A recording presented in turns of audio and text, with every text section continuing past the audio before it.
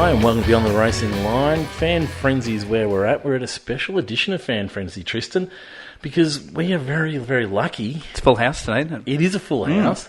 We're very lucky to be joined by our opening question givers throughout season 2022 and beyond, really. We've got Sam and Paige here. Hello, Sam. How's it going, Rog? Tris? Look at him, he's nervous, Tristan. I can tell. I like a bit of nervousness. And we're in the same room too, so we love having new people on, don't we? We do. We don't have too many, but it's nice to have new people now. But we do get excited. When there's very good. I'm very much looking forward to today. When there's new people we had, we love having them on.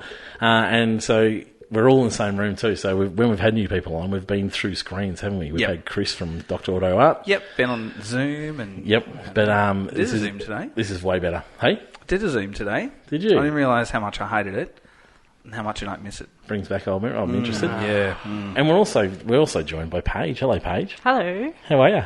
Living the dream. First female on the pod? Looking more confident than Sam, I might say. I'll say. First female on the pod? No, really? Is that a question or a statement? A bit of both. I think it is. I think it is. I don't think so. I can't think of anyone that's been with us or spoken with us. No, yeah. Like we have lots of female fans and listeners, Well, just in general. lots. In Yeah. general, Yeah, but yeah, probably that's the right. first. Yes. How exciting! So anyway, but it was probably an idea born over a mountain bike ride. I'd imagine, Sam, at some stage. Remember, nodding is not good for podcasting. Yeah. Whatever happens off the microphone doesn't really happen yet. Exactly. But, yeah, I think this has been talked about for a few years. It has been, yep. And then there was a bit of a competition where you and Kingsley were trying to bring in the opening question, trying to take the opening question off each other.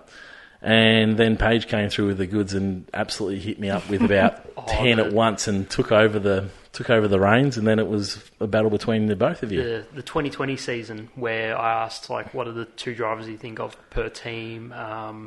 What do you think the most influential moments of Formula One are? I got a few ones in, and then Paige just had all these nice sort of fun opening questions. It had a great dynamic, and I'm just I've lost this week. Yeah, that's right, exactly.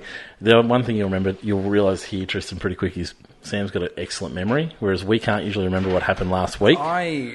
His preparedness has blown me away. Pace notes, dot points, team kit, full team kit, and props as well. Yep, has brought a scale model in. Yep. Can we just talk about this for a moment? Yes, go for it. Go for it. No. Absolutely. Here we Fire go. away. Exactly. Fire away. So now that your man Alonso has now joined Aston Martin. Yep. Because I've been following him in GT3, so don't think that I just sort of joined because it's green, favourite colour. Yeah, Rog knows. Yeah. To the point where he customised a mountain bike. Yeah, that's fair. In those colours. I like that. I'm happy with that. I really did want Aston Martin to have the British Racing green and then the gunmetal grey, but they made the watermelon car, which I actually did like. But yeah, I didn't mind it. Welcome to the team of Aston Martin. Thank you. It's great to be here. And see, the merch is good. Match is good. The match is good. I don't mind it. We talked about this last week, didn't we? Yeah, we talked about it. I'm on it. Yeah, I think. Yep. It's not quite as good as the Renaults.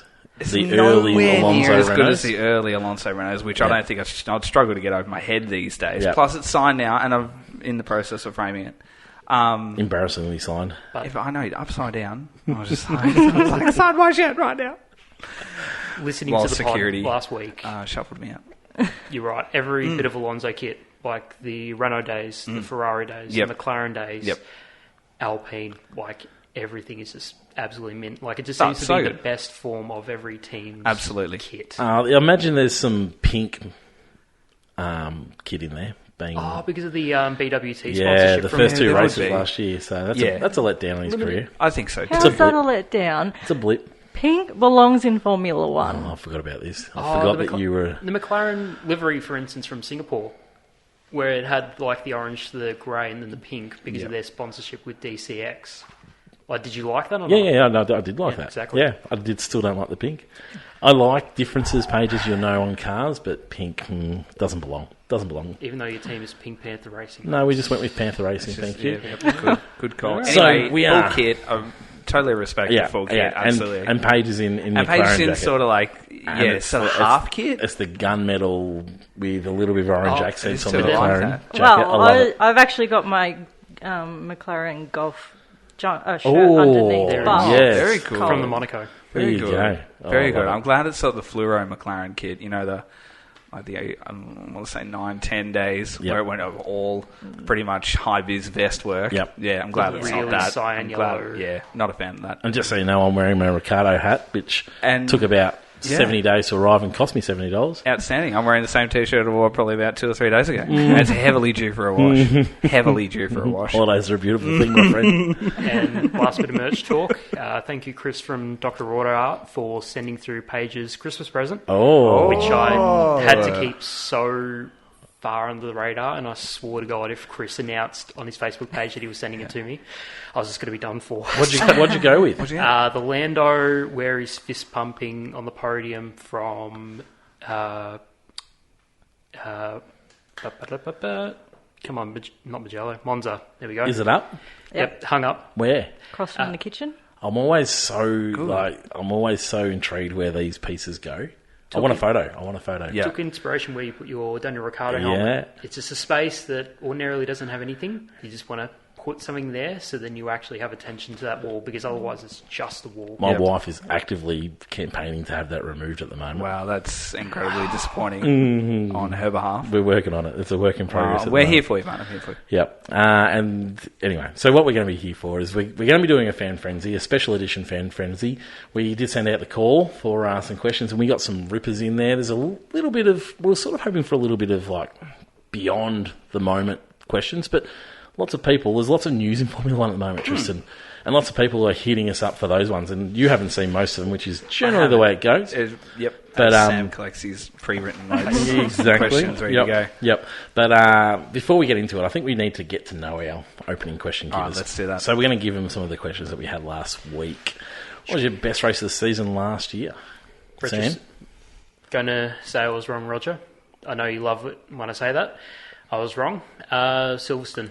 What were you wrong about? Who were you on? I said Brazil. Yeah. Because overall, This was great. as a weekend, that was a great bloody race, had great stakes, everything going for it. But when we were talking on the ride about Silverstone, having all those 5 cars battling each other on the last lap, and Silverstone's one of the longest standing tracks. So you had one of the longest standing tracks with one of the longest standing manufacturers, with Carlos Sainz winning that race, his first race.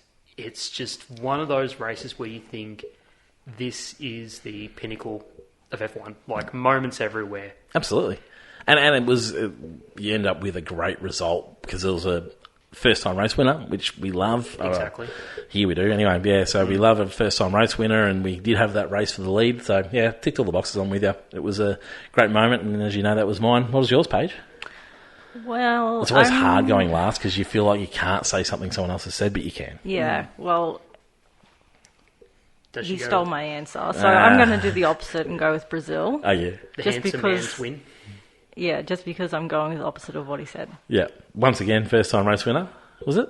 George Russell. George, Yes, yep. Georgie. Gorgeous George. Gorgeous George.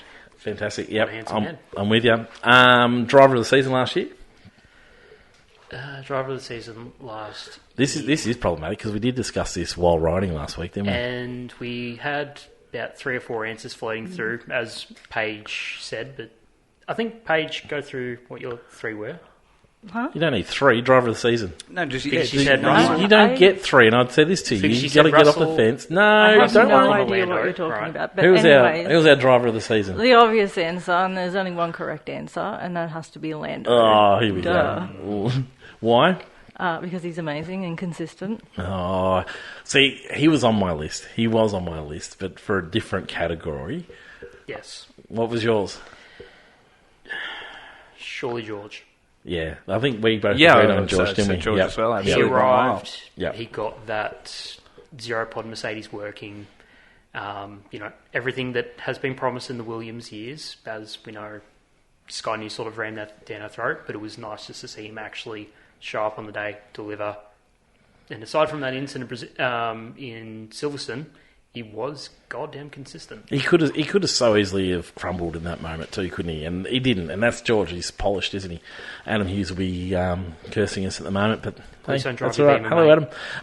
Adam. Most improved driver. Now Norris got my most improved driver because I saw him lead a team. Like we knew he was fast, but to step up and lead a team and to effectively kicked Ricardo out of it by showing him up so much. I said that he was our most improved. Who was your most improved driver, Sam? Going to go with Ocon.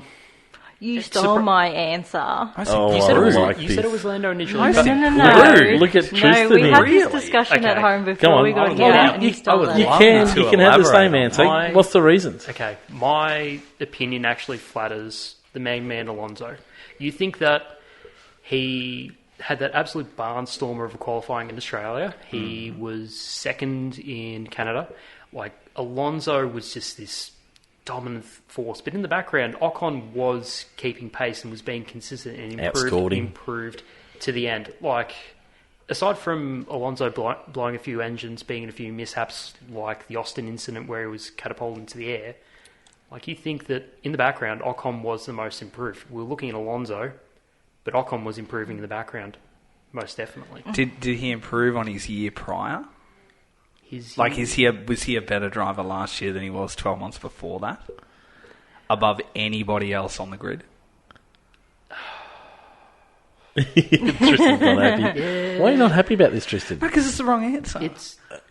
What is the correct answer? Because I just flooded Alonso. Not Ocon is the correct answer. You could say it's just because I got to do it last week. Not you Charles could say Charles could be. No, it could no. be Checo. It could be George. It could be Lando. Even stepped it up a whole nother level I would from the say year yes, gone by. but no. It's the only correct answer is Carlos Sainz. I thought you said it was Ocon a second ago. That's You also changed. a great I changed answer. now because he's still Definitely, I totally agree with that. I think Sainz definitely in terms of your 12 months of growth in a car. Oh, yeah. It's interesting. We're following on the same pace because the most underrated driver of the season, mine was Sainz, because I don't think anyone's giving him Mine was Sainz. credit enough for credit. what he did. Yes. All those DNFs and then still managed to produce 9 podiums. That was fantastic.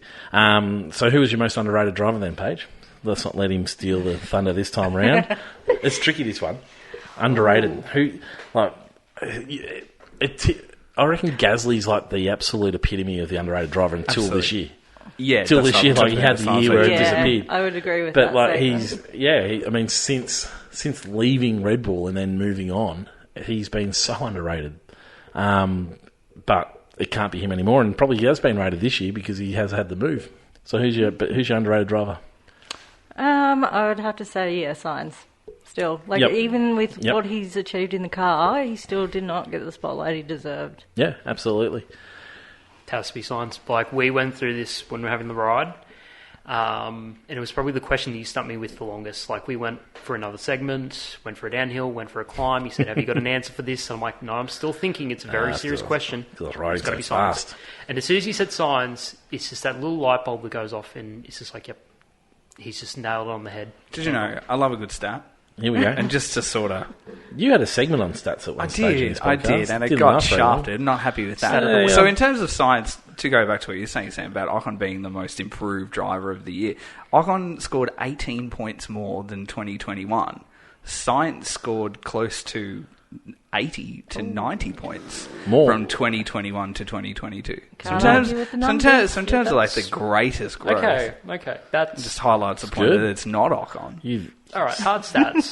Did Ocon wake up and punch you in the face this morning or something? I'm just saying. There's a bit of anger to 18 it. points is just... Most disappointing race? Oh, most disappointing. Does it really have to go to Australia? Like, we were there with you guys, except we were. I gave it to Melbourne. You thought about it. I think you moved it on though, Did didn't I? I you? can't remember. Yeah. It's definitely thought about it. definitely in there. But that's the thing, though. Like, with Australia, like, we were there on the ground, and just how everything was emceed beforehand, and just how much of a mess. Oh, you're talking about the overall production of the race. Yeah, but then when everything happened, like, aside from Verstappen blowing, So the we engine, saw Seb crash it three times, because there was one that we saw all the business with Alonso. He's amazing qualifying, and then into the race, he sort of worked his way through it. We saw Max have a breakdown. We saw Leclerc have a win. We saw Albon pit in the last lap to do that massive thing. How can there's so many highlights. there's a lot of moments, but When that's there's the thing. when Like, there's a unless- French race or a Spanish race, oh god, unpopular opinion time. I actually like Circuit Paul Ricard for GT3 racing. So Tristan asked early on in the year, do I follow any other racing? GT3, Australian touring cars. I do watch that track, and that race was pretty much the best you could get with that circuit. You're changing the subject. I know. Hi, welcome to Beyond the Racing Line, the Formula One podcast. Yeah. Okay, but Sam? Paul Ricard for me, I like that this. was Paige actually... is keeping him in Paul the Ricard track. was actually pretty Someone's good. keeping check you. The only other one that I have to say... Paul Ricard was good last year. 2 years ago, not 2 years last ago. year. Yeah. Sam, what lap did you go to sleep at? Oh, Tell so the fans true. that. Here you go. This is No, impressive. stayed awake throughout Paul Ricard. The one that I fell asleep on, Yas Marina. Abu Dhabi. Oh, yeah, well, that's I fair packed enough. it because I think considering everyone the does last Fair enough. year... I think even Last year I fell asleep during that, and then Latifi crashed. Paige made an absolute commotion. I bolted out of bed, ran to the TV saying, what has happened? And we watched those final laps absolutely enamoured. But then I suppose, like, we watched the first 5 or 6 laps of Abu Dhabi thinking all the promises that were being made, like, you know, Mercedes versus Ferrari, and Yep. Will Perez gets second, or will it be Charles, and Yep. everything that was hyped up. And then within about 10 laps, I was out, not even Latifi crashing into Schumacher on turn 13 woke Yep. me up. So, all right, you want another answer? Abu Dhabi. After all those You promises. could have given it Melbourne. It was wrong it's fine. once It's- again. It's okay Most to be wrong, disappointing. Sam. Yeah, most disappointing. Oh, it's easily France. Yeah, I tend to agree with you. Like, particularly after they actually gave us a great race in 22. 2021. 21, yeah, since they 21, gave us a good one. first I return, mean, yep. the Spanish one's always there. And then I think for me, though, it was like the Japanese, like, I was so excited Suzuka. to get back The other there. way. And it was just a bit of a ball fest. There was the whole business with the rain and then the starting procedure and all that sort of stuff. It was just it was a bit of a letdown. I'm excited to be there again. I'm hoping we can get a better race. Most disappointing driver. Oh, this one hurts.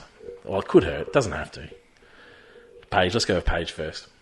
Okay, obviously Latifi. Yeah, you sort of can't have... It's like... You can't have Latifi No. because he's always disappointing. Yeah. He's Latifi All right, grade. all right. He's just gold standard. Yep. See, just, yeah. Bottom. Yep. I would have to say Stroll. Why? Because like he's been there for so long and there's just no improvements. And if there's a person you can guarantee to screw up other than Latifi, it's him. Oh, I like it. It's great. Tristan's Welcome happy. back. You can be back next week, mate. Tristan's happy. And like we talked about this last week, Seb had such a horrendous start of the year and still outscored him by Yep. distance. Oh, absolutely. Yeah. Who's yours, Sam? Now, what was most disappointing? Gasly. I'm sorry, but after the years he's had in Yeah, that's 2020, That's a 2021, good answer, yeah. he showed up in those years, and inherently he still has the same car as what Tsunoda has. But sometimes I honestly forgot that AlphaTauri were Yeah, that's a out really there. good answer. I mean, Tsunoda's probably had a worse season, but you expect more from Gasly, don't you? So he does disappoint more, doesn't Yep. he? He got a 5th and a 6th somewhere along the season, like when I did my write-up article and everything like that. Like I did take note, Gasly did actually get a 5th or a 6th somewhere along the line. I think Baku, if I'm being correct. But when you think any other time, when did Gasly really show up to play? And it's really hard to think compared to 2020, 2021. So got to say Gasly really disappointed. I know I said Mick on the ride, but you did talk me down out of that, which is fair. But, you know, after Paige and I talked about this, I'm just like, oh, shoot, Gasly. I think I'd Mick on my list too, to be honest with you. I've just opened one of Sam's beers, and it is an interesting flavour. What's the flavour in there? Is it as interesting as the label? It's a cool label, isn't it? I It's a do good like the label. labels. I like that. It's not a sour one, is it? No, it's that's good. hazy pale. It's quite nice.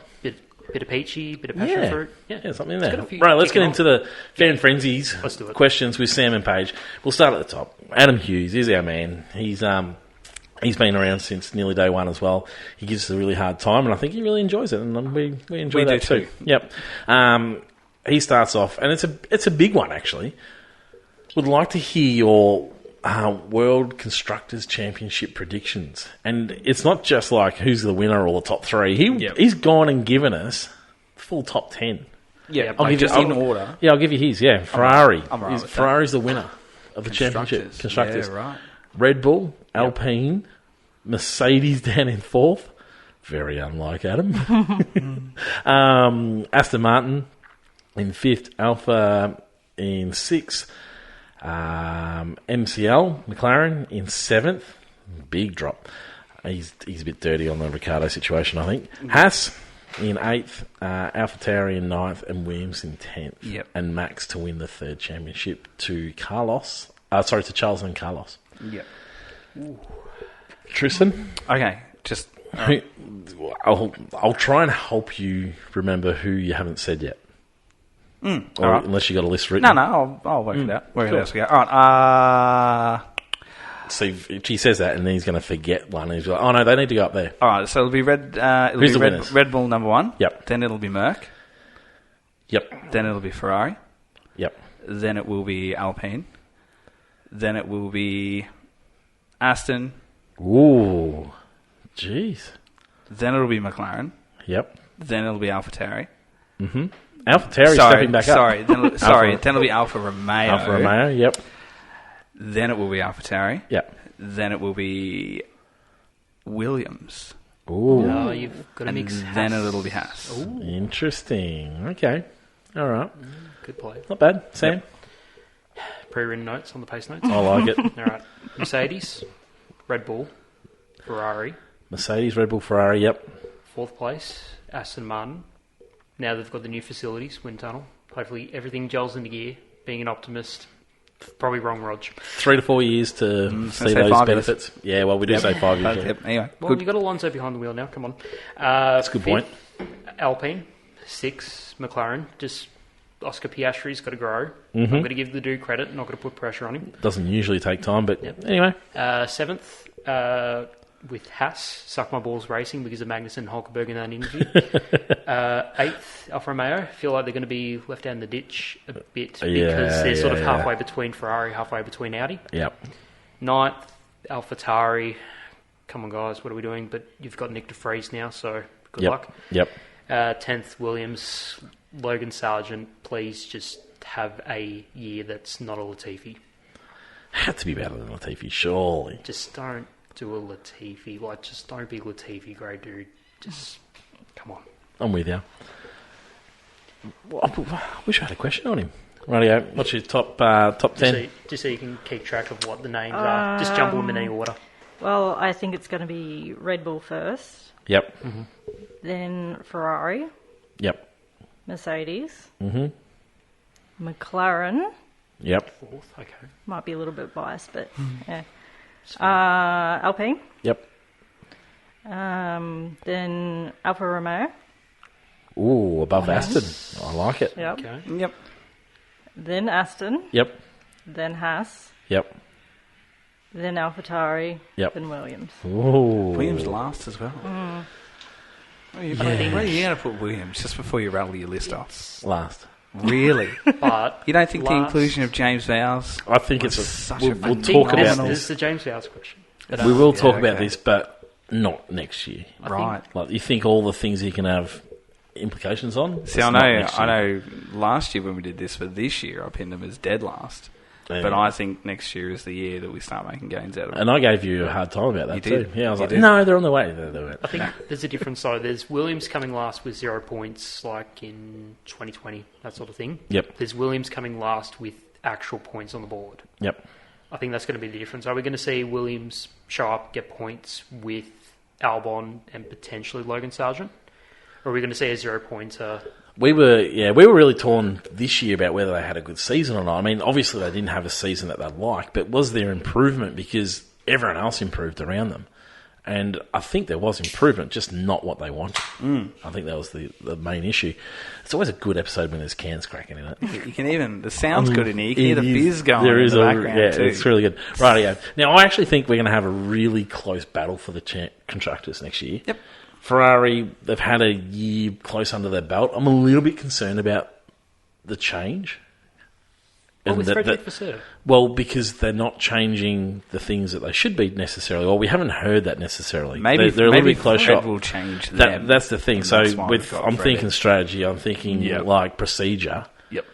I'm not sure that they've been changed. I need to find that out. I don't actually believe that Bonotto was the major issue. I just don't Exactly. think he was doing the jobs required. I think Vasseur will make the changes required over time, just not soon enough. So, but I think we will see a really strong battle. I think Sainz is going to have a stronger year because we saw all his Yep. DNFs Yep. and Leclerc. So that's going to make it closer anyway. I think Perez is going to have some pressure on him with the Ricciardo situation. Absolutely. I can't actually see it being a good thing for him. Can we just jump to that question? No, and and I think Mercedes, we're going to see that upturn in Mercedes. Like the rise in height is going to help them big time. So I think we're going to see an incredibly close battle for the constructors.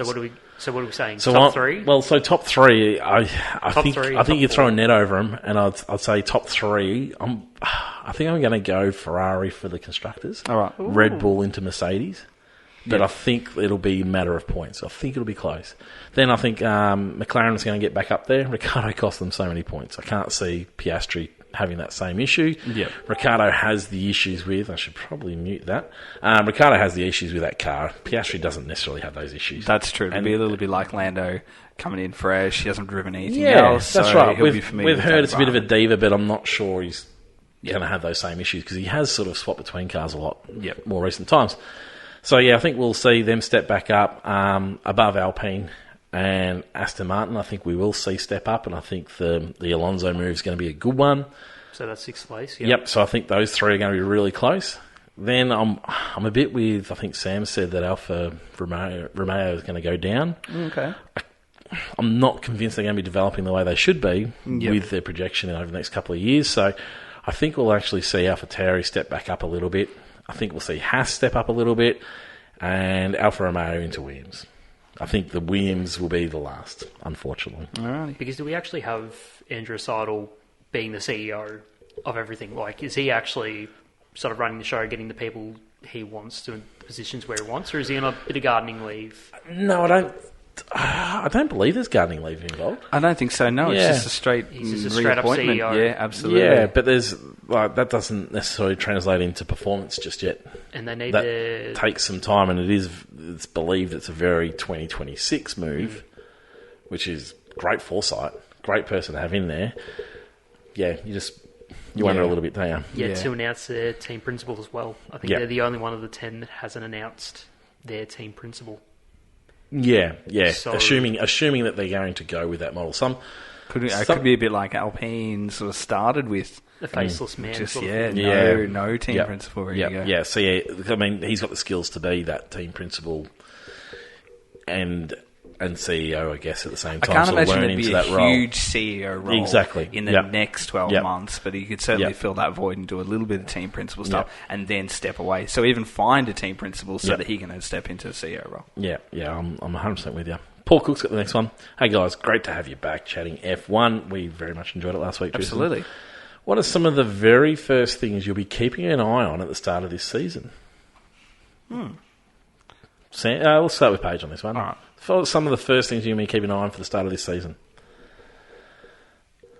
Obviously, Carlos Sainz and how he performs with his opening race. Yep. You want to see some confidence in the man, don't you? Yes, confidence is the big thing. Obviously, there's huge expectation on Oscar and whether or not he could out-qualify Lando. Yep. Can he do what Ricciardo can't? Yep. We've got another question coming on him a little bit later on. And whether or not Stroll deserves his seat.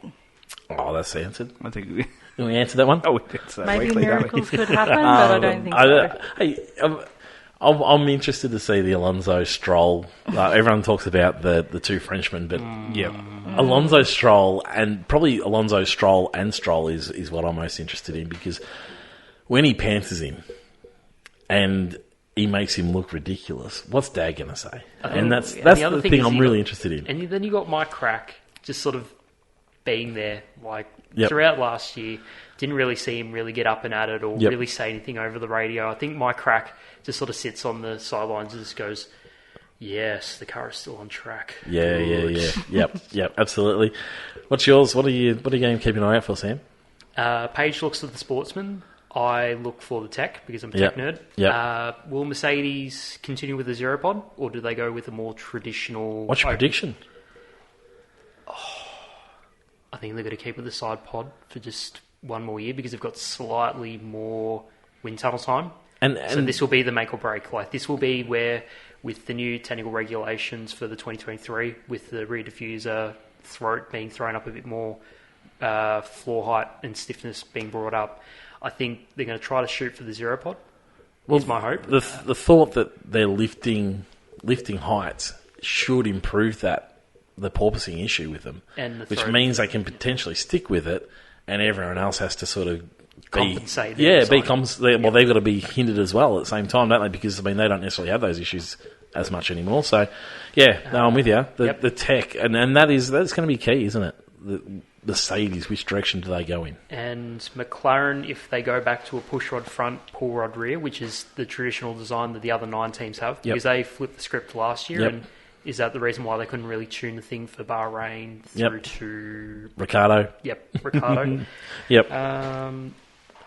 And what happens with Alfa Romeo? Because they're less Ferrari, more Audi. Yeah. Like, does that change the development schedule? Are they sort of just pump the brakes and say, we're going to start organising our guys, and then those guys are going to start the development push and everything that'll happen for 24, 25. They were flattered with an early start last year. The successful early start. I mean, them and Haas. Every Ferrari power unit was just a rocket. Yeah, can they keep that going next year is going to be a big question. Tristan, what are you going to be looking for? Looking forward to looking for new side pods as well. Yep. To see who goes with what and the direction it takes. But is it going to Mercedes? Does it take more balls to go with the zero pod or to change it up? Probably change it. It takes more guts to It does, change? I think so, yeah. Interested to see what other teams do and what direction they go. Yep. So looking for that. Looking for the first time we see Dan in the back of the garage. Really looking forward and to what role is he and playing what on the role is weekend? he doing. So I'm looking forward to seeing that and what's going on. Do you think he'll be handing things to Perez? I don't know. I'd just be interested to see when he appears and what he's doing in the very first one. I dare say it'll be Melbourne will be the first one.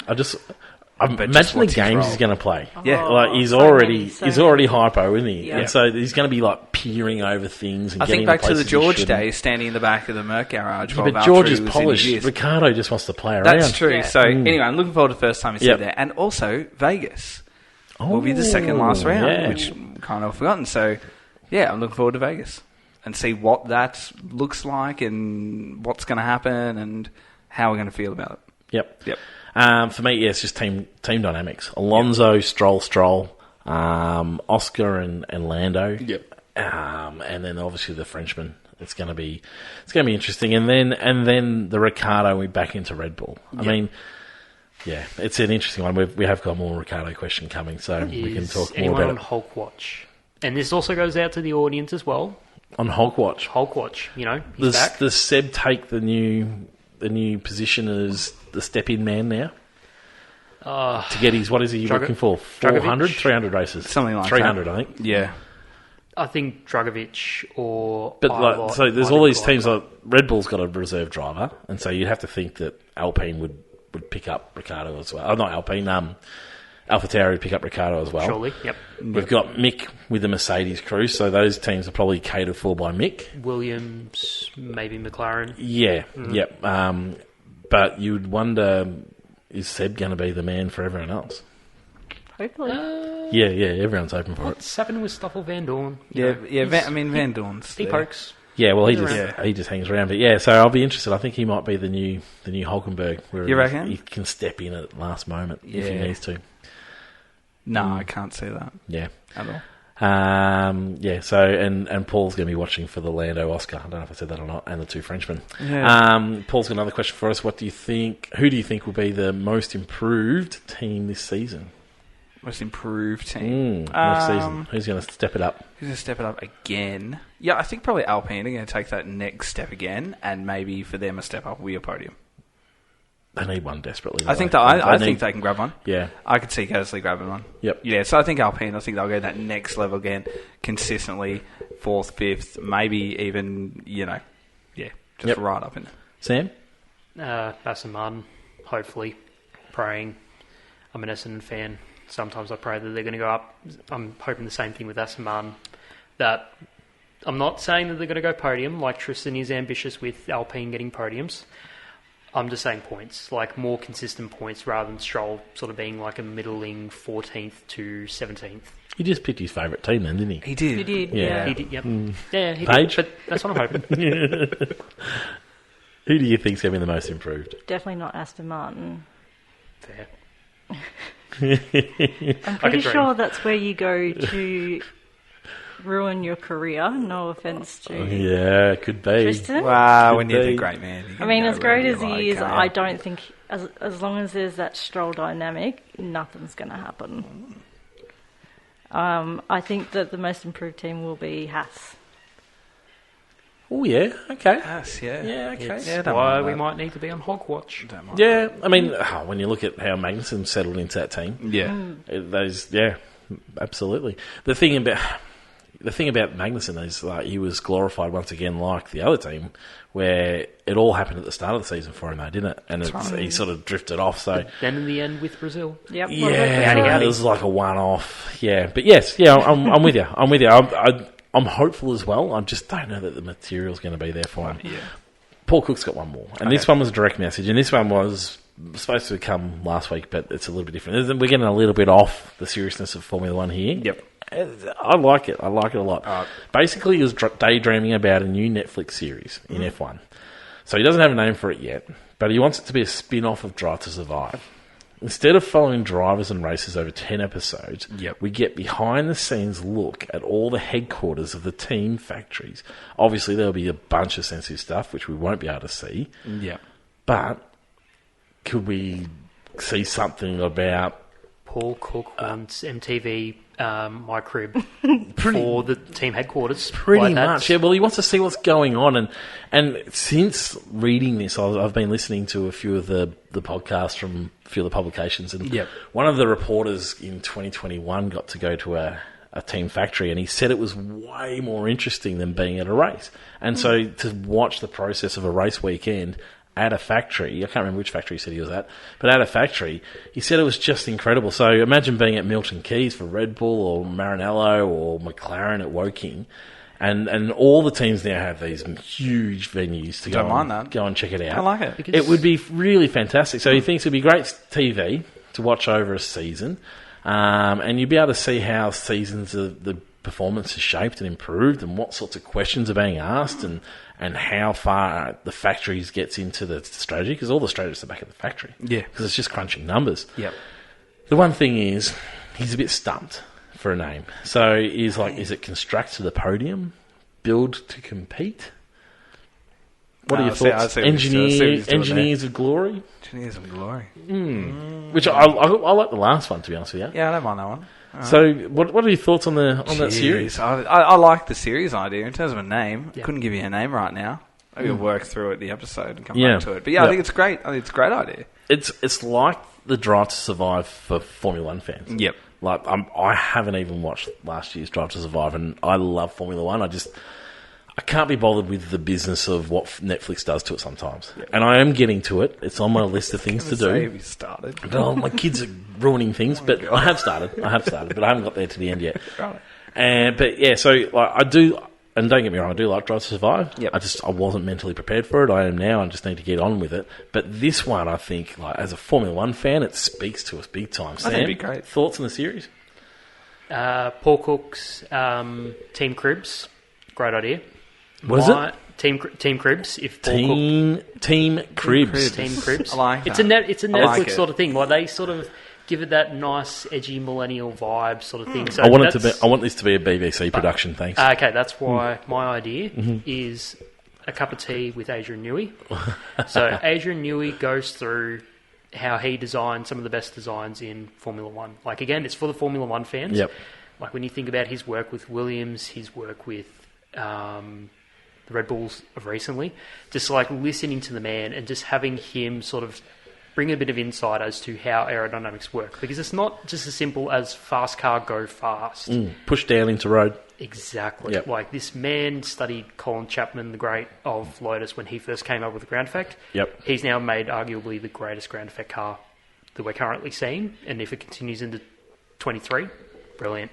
So I just want, not even a 10-part series, it could just be a 5-part. But as part of it, so you've seen the behind the scenes during a race weekend, which I think would be fascinating. I'd love to see it. But you could have some features along the way, couldn't you? And celebrate some of these people in Formula One that, like, why do we celebrate Newey? Why is it that he's so amazing? It would be great to have a little bit of that background. You know, I think F1 actually has to produce this series. Yeah, I think so too. Rather than Netflix, they're getting into F1 it just TV and all sorts of stuff. It needs to be driven by the right people. Yes. Amazon made the 2 series with the race driver series, which was narrated by Michael Douglas with Stoffel Van Dorn and Alonso. Yep. And they also had the Fernando documentary, which was entirely in Spanish. And no, you could change it to English. I figured it out later on. Yeah, cool. So Amazon also has the capacity to do this. Yep. But, you know, as you're saying, there should be some things done by Netflix with the licensing of Formula One, or even if Formula One puts that out on Netflix, because who watches F1 TV in Australia? Around the world. So, hey. I'm with you. Paige, thoughts on the idea? It's a great idea, and I love the question, because I too also spend a lot of time thinking about spin-off series for Drive to Survive. I do have my own pitch in mind as well. You're keeping it. So one of his last comments was, I'm happy to leave it to you. Obviously, I don't want to pitch it to Netflix, but you guys can if you'd like to, but I imagine you don't want to. But yeah, you'd be satisfied just hearing a conversation.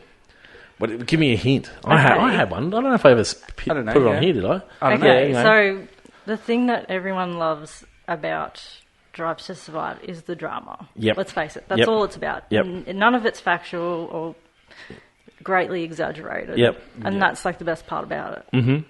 So my idea for a TV series was, so you know how they have TV shows about like crash investigations and stuff, where they walk you through what happened, and then like they reenact parts and stuff like that. So like that, but for Formula One crashes and stuff, and like they interview drivers of past and present, and what they were thinking at the time, and in depth. Yeah, in depth. Yeah. Yep. And it's not just not just speculation from the commentators, which is sort of what they have to do. They're paid to do that.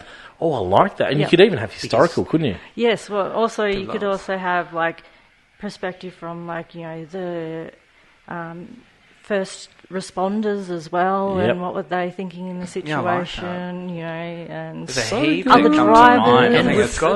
And we've got a half decent run, like episode 1, Mick in Saudi Arabia. Episode 2, Zhou into the back of Sonoda and Monaco. But not only that, like past drivers as like well. you have Webber and Alonso in Brazil. Yep. Yeah. So much stuff. Oh, I love it. That is a good idea. And it's literally Drive to Survive. Well, that's true. I actually pitched this to Will Buxton. You did. What Not year? last Was it year. the first year you were there or the second year you were there? I Can't reckon remember. it wasn't last year. The year before we got sent home. So it'd be 2019. Yeah. Might have been 2019. Yep. So, and I can't remember how somehow we started talking. I can't. You just came across him in the paddock. Yeah. And you sat down next to him at one of the tables. And he was just there. So I was talking to him, and then I was explaining that I was enjoying the way he was presenting Formula One. Sometimes he gets on my nose now, but I was enjoying at the time the fresh take on Formula One. He was talking us up a bit because you're talking about what we do as well. And he's asking questions while we were there, and then he's like, "Oh yeah, great, I'll check it out." And he don't know if he did, but and anyway, I said, "Oh, you know, what are we doing for the kids?" And he goes, "Oh, tell me about it." And so cause school teacher, so I said, "Oh, look, we need to be producing Formula One. My kids at school don't watch Formula One." So we went through this conversation and what a TV show would look like. And he said, "Can we sit down and take some notes?" And so anyway, we sat down and took some notes, and he took some notes and he goes, "Can you email me?" And we talked about it. It was sort of like a horrible histories business, sort of that way presented in Formula One, where we talk about the really cool science behind Formula One, and then some of like the gruesome stories of Formula One and all sorts of things like that. And anyway, I emailed him and he never got back to me. Oh, rude. But we did. What would it be? 20 minutes of you were, sit down? that's exactly right. Yeah. But anyway, so I must get back onto it. And I'm the worst person at following up emails. If someone doesn't write back to me, I'm like, "You're dead to me." But anyway, So I like it. There's some good ideas there. Let's take a quick break from Fan Frenzy. Sam, you got something to get off your chest? Unpopular opinion. Oh. Remember unpopular opinion? Yeah. We ran it a couple of times this year. We did. Sam's got one. I imagine Sam's actually got quite a few unpopular opinions. Really? Mm. Are you alright, Sam? Okay. Just angry. Go on, hit us up. Individual. Actually, I don't remember what My one music. about. All right. Miami's a great track. Tristan? Aside I've from... only been there once. So that's not much to go off. Have you driven up on the sim? No, I haven't yet. That's the first thing I said to him. He goes, I've got an unpopular opinion. I was like, oh, here we go. Yep. And he told me, he goes, Miami's a great track. I'm like, that's only because you like driving on it. I only watch I it. haven't driven it yet, no. Tell me about it. Anyway, continue. So it has nice flowing sweeping corners like Maggotts and Beckett's at Silverstone. Has some nice open straights into sharp corners like you do with Shanghai. The only awkward corner is the Coliseum. I call it the Coliseum corner. So it's pretty much that techie sort of little bit through there. No. That's the underpass part. That's fine. Right, That's sort of like a bit of a Monaco vibe where you've got to like be right on the throttle, right on the steering. So do you like it because you like driving it, or do you like it because you like watching it? I don't. So many tracks I feel like are so underrepresented based off the camera direction. Like Monaco in previous years with the local broadcasters, I think they've poorly represented what Monaco is, and they've shown us a terrible race. Like with Is That Stroll when we were meant to be watching Seb and Gasly. This is a conversation I can get around. Yep. Is are we showing the tracks the right way? And I think we've still got to figure out how to show Miami. But I think Miami is actually a great track. You've jumped the gun a little bit because Tristan and I are always about we've got to give him 2-3 years to decide. Like, I mean, this is one of my favourite things to do on this podcast is bring up Tristan's opinion on Baku. Yes. Tristan wanted to sack Baku. I hated Baku. Because it was the most boring race. Like, we're all excited about it. It was the most boring race first time out. Literally the worst and we got a I've pretty seen. boring race at Miami this year. But it sort of takes a year or two for teams to work out where they can go and challenge, and they come up with their ideas, and they get a better understanding of it, and all of a sudden we get a much better race. And that could be the case with Miami.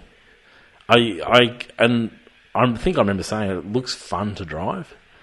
But it was a bit of a bore, and it was just. I think for us, like I remember talking about. Well, they tried to be Austin. They tried to do all those things. They really brought in the Shackmobile came in. It didn't fit No, what that's they were right. about, That's right. Yeah. They should have. On the podium. Yeah. They sort of overdid a few bits and pieces. They should have just relaxed and be Miami properly. Was probably ours. What do you think? Do you like Miami? No. No, well, that's probably why it was an unpopular opinion in your house. I just ignore him. That's true. Yeah, that's true. So, yeah, it'll be interesting. I would like to go and have a crack at it. Have you seen the simulators in Melbourne at the moment? Not the proper ones with the motion sim with, like, it full on pulls your head to feel G-force and everything like that. Well, I'm gonna talk unschooled here. There's a new simulator venue. I think it's in South Bank somewhere. Someone's actually sent me a video of it today. Shane did, who's actually got the next question. Sent me a video of it today. There used to be ones that we used to go to in Port Melbourne where you'd have the full motion and you slide into a car and everything like that. I don't know how much motion these ones have got, but I need to go and have a look. Okay. Yeah, I'll share it with you guys. And very good. Anyway, yeah. But Miami would be one of the top on my list to go and have a play with because it does look fun to drive. It really does. Shane asked, at what stage of the year will Daniel Ricciardo replace Perez? Oh, jeez. It's a cheeky question. It's a cheeky question to even think about, now. It's so unfair for a man like Perez to have the pressure which is going to be on him. Speculation. There's no pressure on him currently. Round one, there's be pressure already. Even just from fans and the media. From fans, from the media. It won't even come within the four walls of Red Bull. Yep. But I mean, it has been applied by Red Bull in a way, though, by bringing Ricciardo on. Yep. Hasn't it? If you think about it, you've brought in a driver which is, in my opinion, and we're certainly biased. Yep. In my opinion, he is a much better driver than Perez. Absolutely. But there was a question mark there. But it's like, why would you do that? Why would you bring in somebody of equal measure to just sit back and watch without putting pressure on? And so it's an interesting situation. So the pressure's going to build. And the fact that Shane's asking this question now, it means it's going to be a self-fulfilling prophecy. I mean, Perez has got to perform out of this world.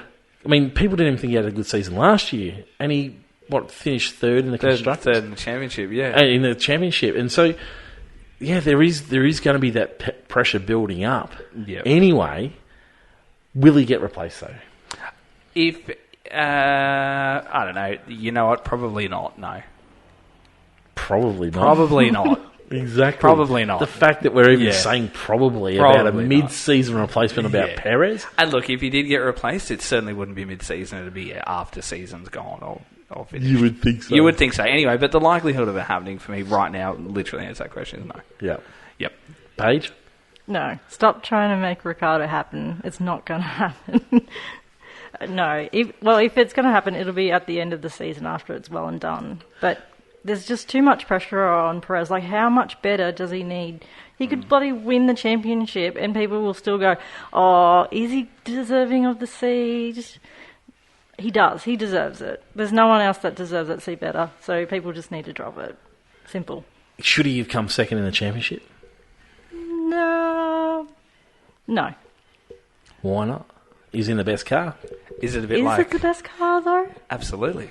By a mile. The fact that you guys for the entire year said the main question of who's got the pace. Yep. Why would you say that if you didn't? Well, I actually think said that there was a if you concern. listen back, I was on very Red Bull. heavily Red Bull. Pace and best car. Is it a bit of a case of Valtteri in the Mercedes that it's there to be won? I mean, it's literally it's almost if you want it, you can have it. See, for me, I think it's more about that relationship between Perez and Verstappen. We saw a few little cracks, and I don't even know if it's going to be them that creates the issues. I mean, the media built that up more than anything already, didn't they? Oh, yeah. And that's all part and parcel of Formula One. You've got to be able to deal with that media situation. Is Ricciardo replacing Perez this year? Sam? I agree with my wife. It will not happen in the year, but... Will it happen at the end of the year? No, won't. It won't happen during the year. I think Paige was like, it's not happening at all. We have this awkward memory, don't we, of Pierre being put into a seat, having all this pressure put on him, the mid-year turnover with Albon, and then Albon saw out the rest of the year, and everyone thought Albon's the greatest, Albon's going to really back up. He performed better. But then he had that full year's run, and at the end, he didn't even know if he was going to be in there the next year. Like, he drove Abu Dhabi 2020. Yep. Like, he was going to be in there for 21. Yep. And then, sure enough, later on, they dropped him. I think that in the back of our minds, we're thinking about that with Red Bull. Plus, they got done for the budget breach.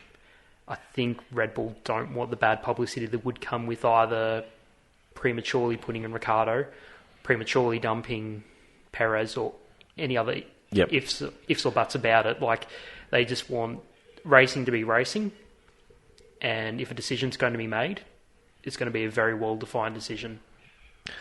Yeah, I tend to be with you. I just feel like they've just created this pressurised situation, Red Bull, and they didn't really need to.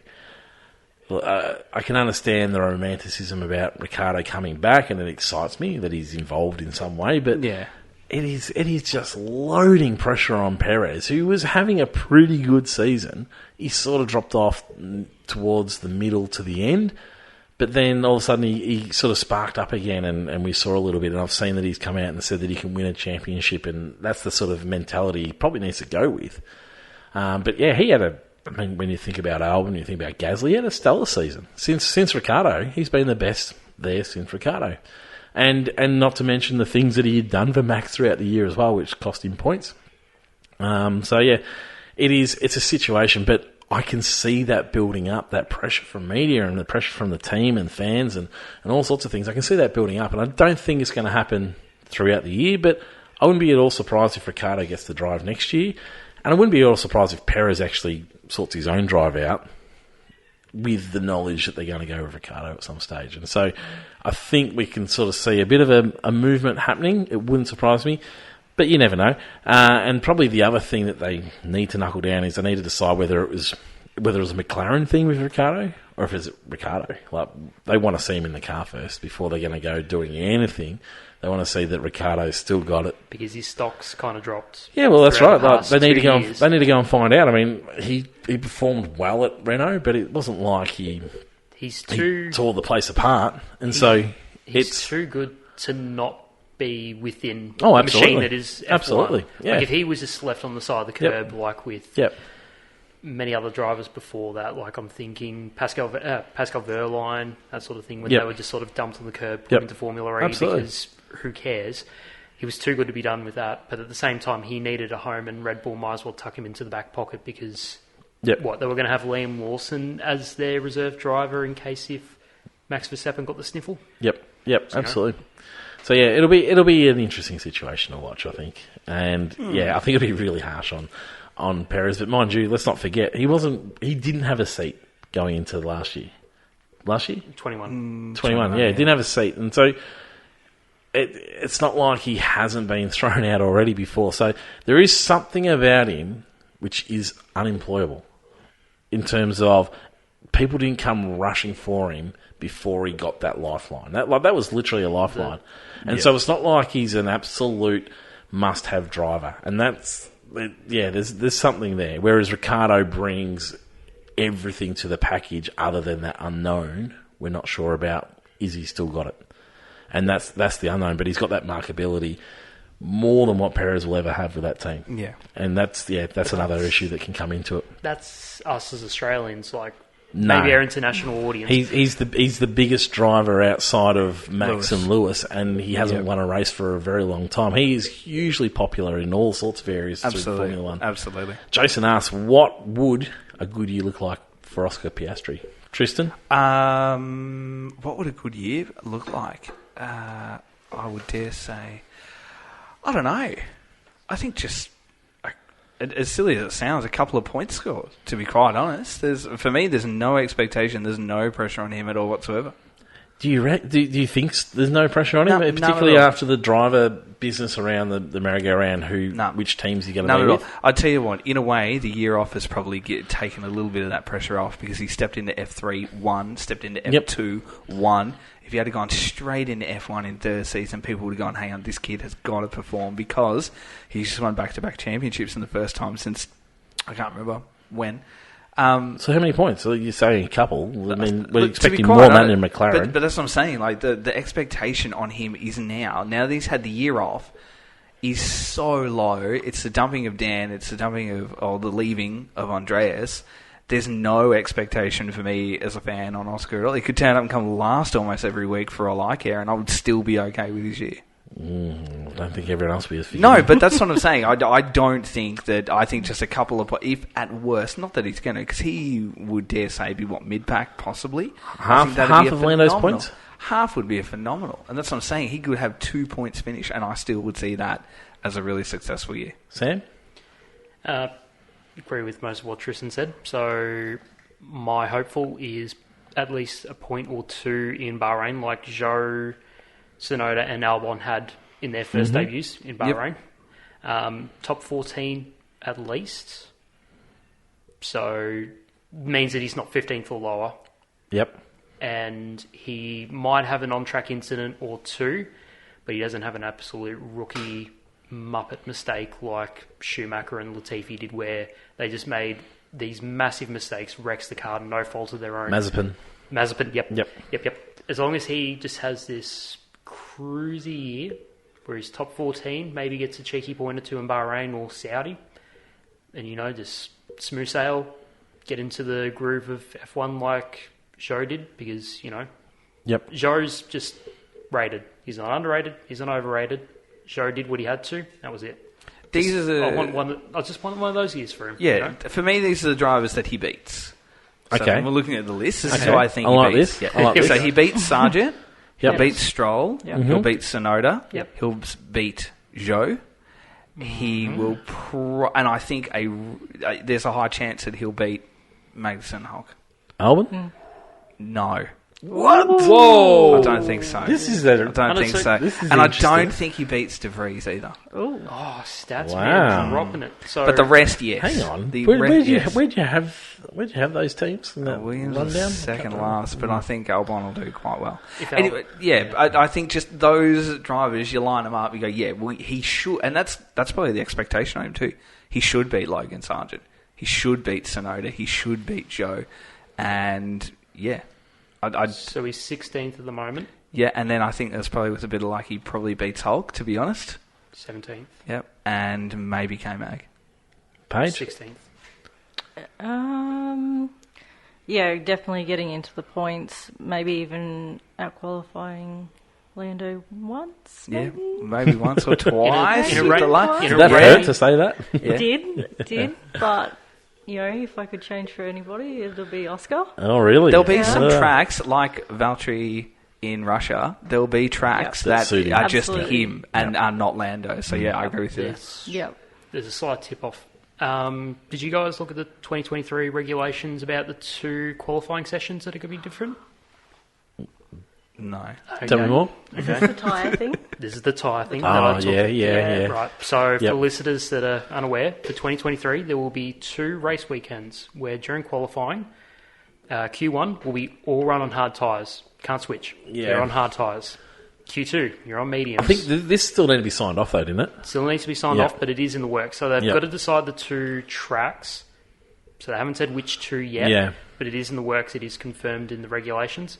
Q3, you're going on softs. Yeah. That might be where Paige is going to be right, where Lando might not warm to the To one hard of tyres. those somewhere along the way. Yeah. Yep. For me, I think it's going to be measured against Lando. A successful season's measured against Lando. It doesn't mean he beats him, but Ricciardo's end was measured on Lando, wasn't it? Yeah. Was, yeah. And it wasn't necessarily the fact that he was a long way behind in the other teams. It was all on Lando. So I think as long as he's a couple of tenths off him consistently, Yep. and then through you seeing that pace throughout the season where, there's some pace there. Like we know that Mick didn't have what it took to be a world champion. We knew that. Mick was unlucky. He might have been a solid driver, but we know that. We know Stroll's not going to be a world champion. Whereas Piastri, you want to see those glimmers of hope. We knew that. Yep. We knew that George could pull something out of the bag and perform better than the car. We want to see those sorts of moments for Piastri. That might necessarily mean that there's points there. Might just mean that he has a spectacular race here or there. And they're the sorts of things you're looking for, those little glimmers, I think, with these drivers. Charles, we knew right along, was going to be something special. And he's coming from the same cloth as George and Charles because he's won those championships first time of trying. Yep. And so you're looking for those sorts of things for him. That's the successful season for Oscar, I think. Yep. Not necessarily points. It's all about those comparisons. Out of the 2023 drivers, that was Jason's question. This is Daniel's question. Out of 2023 drivers and principals, which 3 would you like to take to dinner and drinks, and why? Paige, go on. This is a question I think about constantly. I'm hearing you. Three All people right. in Formula One. Well, the first one's obvious. It's got to be our man from Haas, Gunther Steiner. Oh yeah, I just feel like he'd have so many stories. Plus, also, I feel like we'd be able to enjoy some wine and talk shit about like the other teams. absolutely. He wouldn't hold back. He would would not hold It's not back. like, I've got to be professional here. This is a work do. No. Yep. No, I'm with you. Yeah. I'm Like with his you. representation in Drive to Survive, he's a great family man, just very relaxed, didn't feel like he was putting on an act. Plus, he does mountain climbing. Like, he's seen things, he's experienced things. Like, he's going to be a great... Okay, it's my question, so you can stop right I there. agree with a lot. Wait your turn. The next one is another obvious one. It'd have to be Lando. Yep. I was obvious reasons. absolutely certain that was going to be your first one. I'm shocked that it was. No. Yeah. It's definitely Gunther. Like, Yep. I absolutely lost my shit at Formula One when they interviewed him, and I forced my husband On the fan to push stage. Me, on the fan Yeah, stage. yeah. Forced my husband to push me through the crowd and get Yep. me into a really good Yep. spot just so I could get good photos of There was him. more people to that interview than anyone else. Yeah. It was incredible, wasn't it? Yep. And It who's your was. third? My third is Valtteri Bottas. Oh, yeah. Yeah, fabulous, cool. You've Good been man. following on Insta page. Oh yeah, I follow it religiously. Terrific. So I'd be interested The in- places he goes is just amazing. I'd be interested in the dynamic of those 3. They seem like very different characters. I think probably Bottas and Gunther could get along pretty well. Lando would be interested, yeah. Yep, I am. I like it. What do you got? All right, Gunther. Said All right. it, done Yep. it. Interrupted my wife. Yep. There. Valtteri, obviously, coffee drinker, craft beer drinker, both things my alley. Mm-hmm. Mountain biker, follow him on Strava. You tried to beat him. Tried to... You did beat him. I was going to say, you did beat him, didn't you? Successfully beat him on a mountain bike track.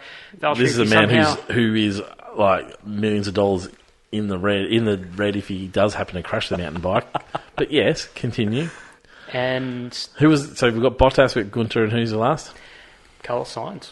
Oh yeah. Because it's Carlos and Valtteri have never shared a team. Carlos is this very relaxed, sort of, as he says, smooth operator. Yep. And he's also a sportsman outside of Formula One. He's a golfer. And again, I just feel like... And when he was doing those food vlogs with Lando Norris, like where they shared like English and Spanish cuisine and everything like that, like you put those three into a room, drinks are going, food's going. Afterwards, you get into a mini golf course after and you just rip it up. Have a good time. Just saying.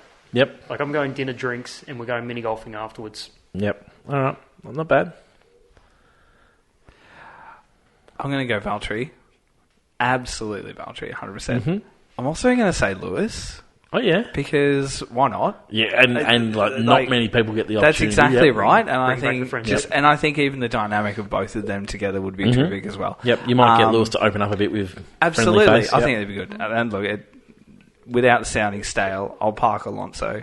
And I think maybe Tsunoda would be fun too. I follow him on Insta and I see all the great things that he does too. I just think he would be just great fun to be around. I think his dynamic could go really well with Lewis and Valtteri too. See, I was nearly going to go Tsunoda, Zhou, and one of the other young crew because I'm like, wow, let's get him fired up. Yeah, because I remember telling you when I saw Zhou walking in, like he walked in like a rock star last year to Australia with the big sneakers and all those sorts of things. Did you see his GQ? I think it was GQ. His photo shoot or whatever in the oversized duffel coats. Yep, it's incredible. I was like, what?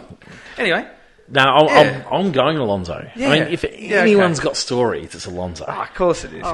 And he's sort of seemed to open up a bit more, and I want to know a bit more about Singapore. I want to know a bit more about all those sorts of things. So I'm bringing him in. I want to get to know Aussie Oscar Piastri is going to be important to get to know. So, and I think I'm working on this, but imagine putting those two in the same room. There might be something to be learnt. He might take him under his wing. Absolutely. So yeah, I'm doing wonders for his career. Yep, I like that. And his third? And third, I think I need a team principal in there.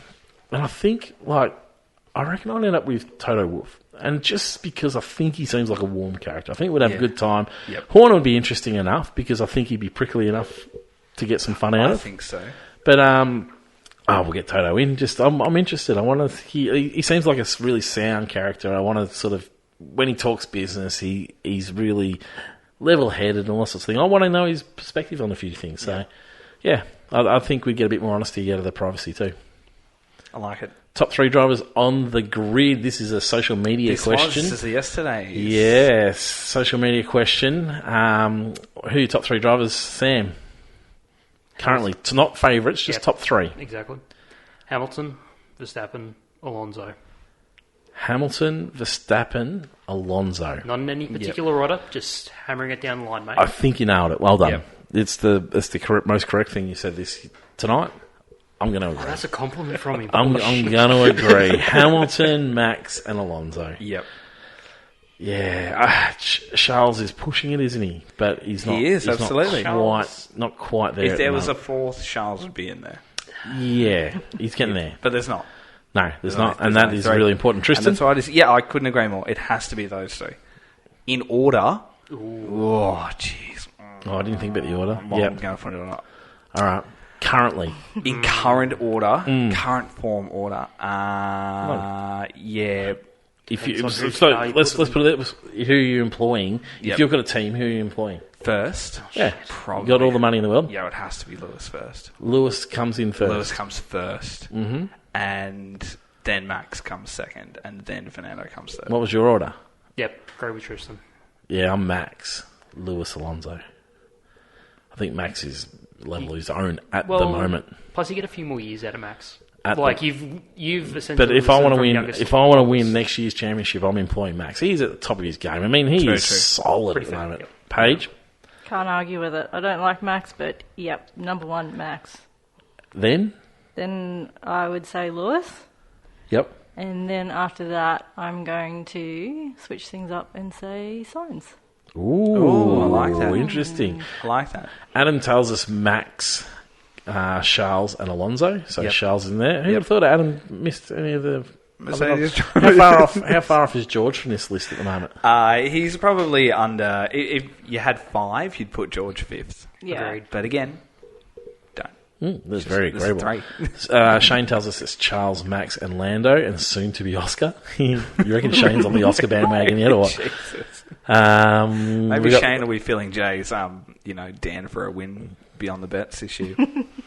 Actually, Paige originally had George in there and Lando, but then there was a love heart smiley face thing going on, so it was more of not necessarily on who's the best, but who I like the most. Do you work your emojis into most of your... Like my mum, Paige, she got a new iPhone a few months ago, and every text now comes with an emoji. Always. I use them like full stops. Really? Yeah. So I don't. I'll reply with an emoji. You use them as a full stop. No, like full stops. Yeah, but I like that because it puts an accent on your... Yes, that's what I mean. I've never understood how to use them. No, well, Mum will reply. She'll find an emoji to fit what she's writing about. So you'll notice I never use them. Never. I'll use the thumbs up if I remember to. I know. You're like a dictionary, like a grammatically correct dictionary. You'll reply to me with punctuation. And I'm thinking, what is this? Well, that's the way I've got to run. Matthew Addis tells us it's Hamilton, Verstappen, Tsunoda. Jesus. Nah, he's only joking. He was only joking. Yes, probably Alonso. I was about to say, is Matthew Addis part of the Tsunoda Angry Boys fan club? Probably. Dr. Auto, could be. Dr. Auto Art, his skills and talent-wise, or who we support, talent-wise, he says it's Lewis, Max, and Lando. Lando in that conversation? In that order, too. I like that. I like that. He reckons there's a bit of British bias because he supports Lewis, Lando, and George. But yeah, Lando's... Look, he's even using emoji as a you full don't, stop. Like you don't know if Lando's quite at that mark. Winky face come out. Who's that? Wink Chris. Oh, yeah. There's a method to our madness. There's something in this, isn't there? Yeah, I like. I've never understood how to use them, and Paige has just opened my eyes up to how to actually use them. You can put accents on you. It's like it's context. It's like it's how you can differentiate between sarcasm and. Yeah, it's not bad. Hamilton, Verstappen, Alonso is Jared's selection. Alonso, Charles, and Lando again. We don't quite know enough about Lando. I'm not against him being in this run, but he needs to be in that team that can win races. He nearly won a race, remember?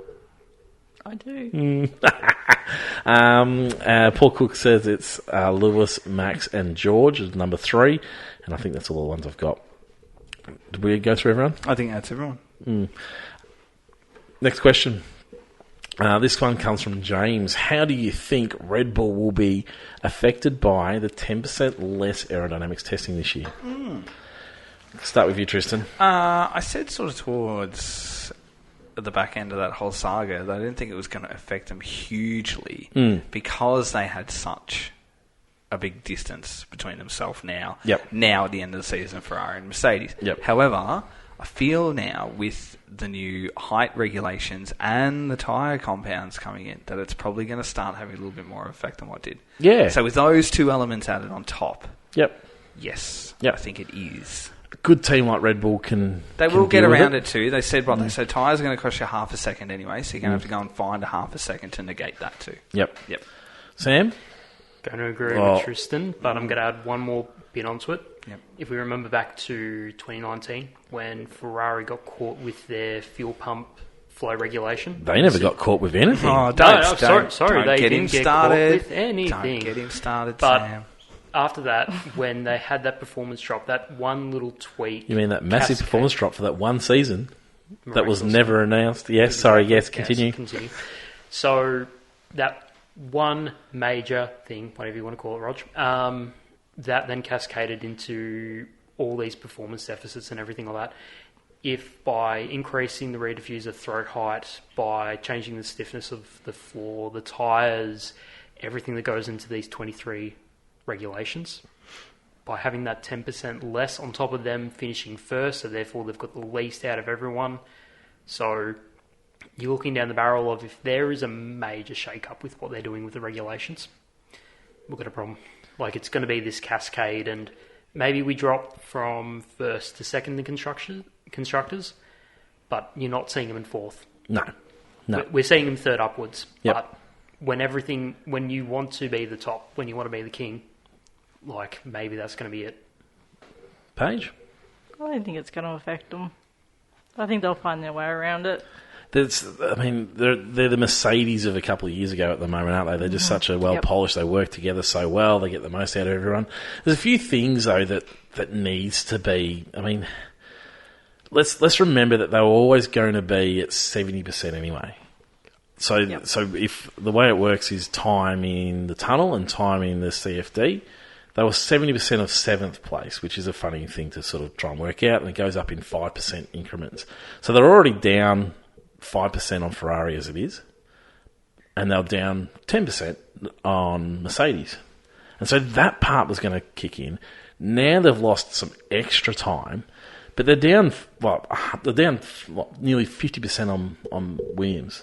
Now, Williams aren't really in that same category. No, they're not competing against Williams anyway. But that's a huge amount. They're down. Williams gets 115% of this time, and so it equates to quite a few hours. It's not like it's just a few hours here and there. It's going to equate to it's in the region of around about 40, 50 hours to Ferrari, which is the next team, and so they're already getting that amount less. Now they're going even further. There is going to be quite a significant drop. And like you've said, there are some changes that they have to deal with. So this year they're going to have to deal with the fact that the heights are changing, which is not what they wanted.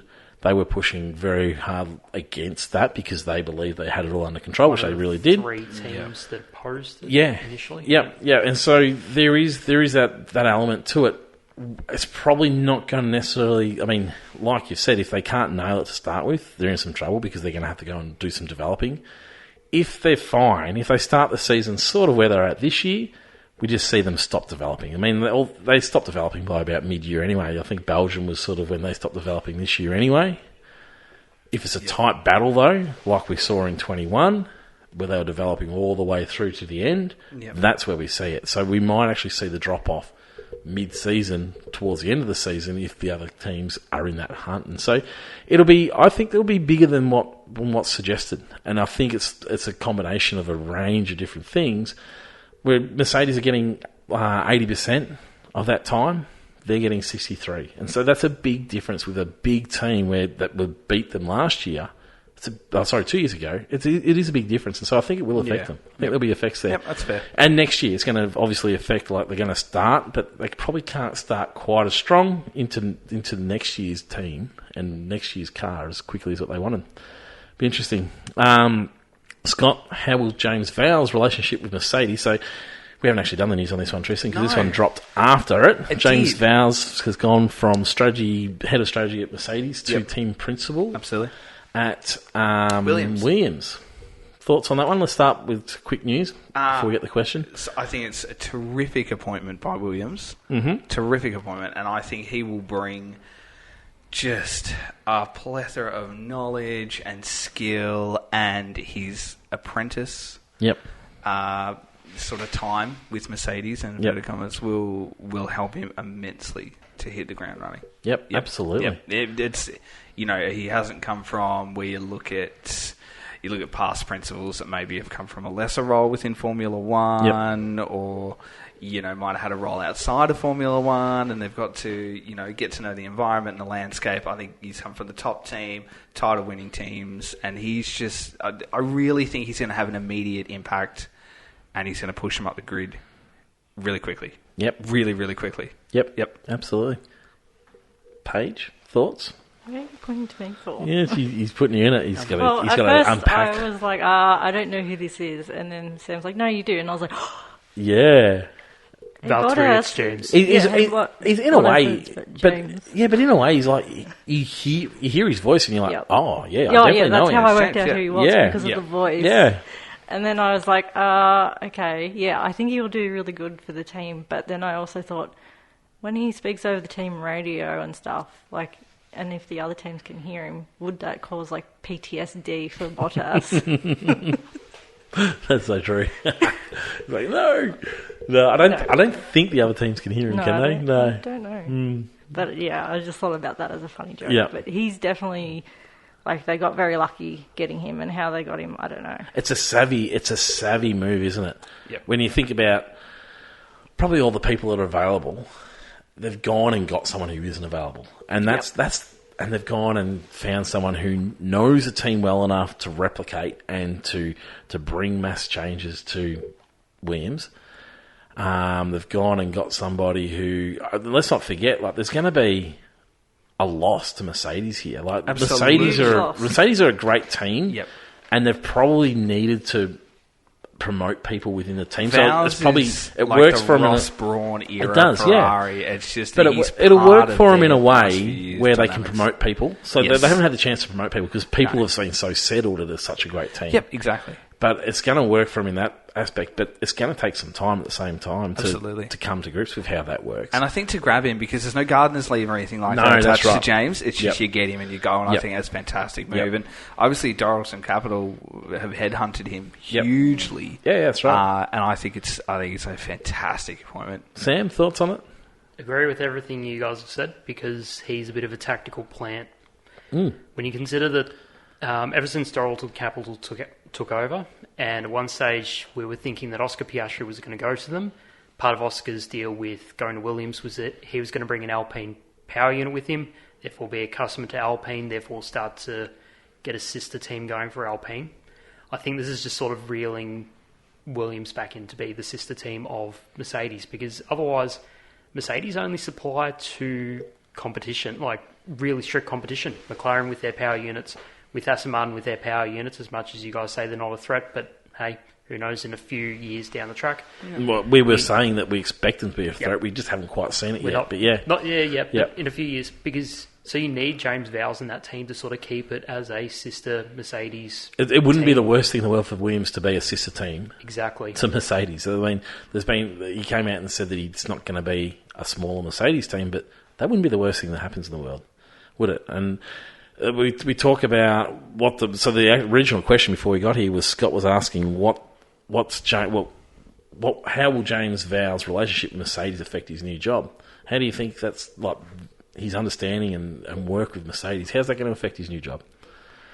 Hopefully it shapes up a team dynamic where it's that well-oiled machine of Mercedes. Yep. Because with Claire Williams and Frank Williams, nothing against them, but it sort of seemed like a family-run business. Yep. Oh, you made a mistake. Oh, darling. Yep. This is how we've done it in the past. Exactly. Yep. But I mean, then- by all reports, Frank was exactly not that for a long time, but Frank hasn't been involved for a very long time. Very true. Yep.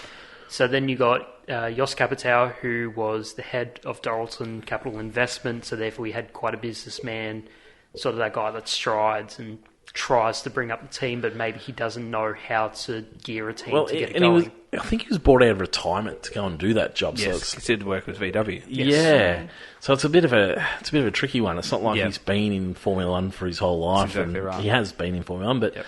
yeah, it was a bit of a tricky one. And by all reports, he was trying to make big changes to the culture there, but Yep. wasn't quite happening. And change how this probably brings people with him too. You talk about Yes. those that haven't had the opportunity to be promoted Yep. within Mercedes. So someone will obviously take Vowles' spot. Yep. But then he will have people within the Mercedes camp that he knows are looking for that opportunity and could very well drag them along, with him as Yep. well. Yep, absolutely. Anything else? Mostly values of Mercedes and the way that the team works, you thinking? Pretty much. Yeah. There'll be Yep. tech knowledge as well there too. Oh, absolutely. I There'll mean, be stuff on that Williams they've got that a- isn't there right now that I give you in 2 weeks' time will be just on it. well, it takes time. It will take time. I mean, they've said that this car won't be his car. You can't judge him on this car, but I'm with you. There'll be bits that There's a Mercedes engine in there that he'll have a better understanding That's of. exactly right. Even the housing and how that's put within the gearbox. package. Yes, Yeah, that's as right. well. So he'll understand what can be, and it's their job to provide this information And it'll to be Williams. little things like the floor It's just the too. knowledge. That's Yep. right. You can see the Williams doesn't have huge open air side pods like Yep. the rest, but it also doesn't have no side pods either. Well, and there'll be a lot of under tray stuff as Yeah. well, wing, even just car setup. Yep. While it won't be his role to do that, he'll have the background knowledge on what is required to put that through. Yep. And I think that good working relationship Yes. will only support them. And I mean, it's not like Wolf's going to throw him out into the cold. No, and even the respect within the team too. People at Williams will know who he is and where he's come Yep. from, and suddenly their backs will straighten up, and Yep. they'll be like, "Oh, here we go." For me, I loved his videos. The explanation of why we went this strategy. And that. Mercedes YouTube Absolutely. channel. Yeah, it was Yes. fantastic. It was really good, and the way that he talked about, we've done this, so we've had to go and speak to this team, and it's that relationship with everybody around, which I think is going to be fantastic for that team. Yep, I think it's an incredibly good get. Yeah, Because the only other guy would have been James Allison from Mercedes. Like, if you were going to take somebody from Mercedes to Blandon Williams, Yep, James Allison, like, he's the absolutely. man that knows. He's the man that would gear it. So Williams still need a chief technical person, advisor, or whatever you call them. Who's the man for that? That's the big question. No idea. Sam? Maybe somebody from the GT3 garage. Like considering that Andrew Seidel came from the Audi World Endurance Championship team, came across the McLaren. Like, there are all these worlds beneath our own with like GT3. Took Seidel a long time. Yep. To work into Formula One, and Williams has to be a long-term project. Like, we're not expecting them. We've all put him at the bottom of the grid. I think you were second last. Yep. But we're not saying we're going to be expecting it, but over a few years. But it does have to be a long-term project. Yep. There's one man, I don't know if they could make it work, who was the man at Ferrari. He was. Here we go. He was the chief technician before he became team principal. He's got that background. Well, he's not allowed to for 12 knowledge. months anyway. He's got gardening leave. He's got to go and do his which gardening. is, I wonder if that's one of the reasons we haven't heard that they've employed anyone in this role yet, Williams. Maybe. This is speculation, and I'm loving it. Oh, I love a speculation. That's Absolutely. what most of our episodes are about. Paige. Exactly. So Why do you think I watch it? I wonder. Yeah, exactly. listen to it. I wonder where. Well, we are on YouTube now. Thank you for bringing that up. Only the graphic and the audio. But, so I'll be interested to see who they bring in, and that's going to be a really important role for them. Someone who can go and work really closely with James and push that team in the right direction. And so, I'll be interested to see where that comes. Yep. Any other questions? Did you guys come with any questions? No. No. Something that I wanted to broach with Tristan. Here we go. Far This will away. be good. Far This will away. be good. No. Sentimental. Yeah. Ken Block. Ken Block, yeah. After we finished last You week, said we that. We actually talked talked about about it. it, yeah. Just We didn't bring him up. because Horrible. he's exactly like Yeah. within 1 week, Jeremy running with the snowplow, Ken Block with the snowmobile. Yep. And when you asked me midway through the year, so have you watched Jim Carner? Like, I was there from day one. He's the guy that got me into car culture. Like, Yeah, right. followed Ken Block with the first 3 Gymkhanas. Stayed up until 2 a.m. in the morning waiting for Gymkhana 4 to drop when he did the whole San Francisco tour. That then led to the Hoonigans and watching that sort of car culture. Like, Ken Block has brought me into everything that is car culture, maybe even into Formula One. He's the reason why I'm so hyped for Audi to join the grid. What's your favourite Gymkhana? Favourite Gymkhana? San Francisco Takeover, closely followed by Climbkhana. Because have you seen... Pikes Peak. Pikes Peak? Yep. Have you seen the documentary? No, I haven't. Oh, I show because Paige sort of was watching me in the background doing that. Yep.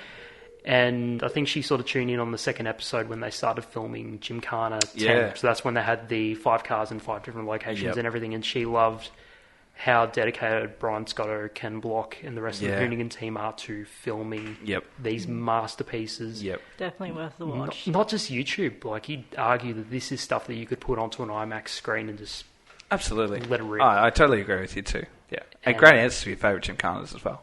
It has to be those two. Has to be those two. I love the Fiestas of the early years as well. Yeah, with 1, 2, 3. Wasn't First 5 were Fiestas. first 5? First 5, I'm pretty sure. No, first 2 was the Subis.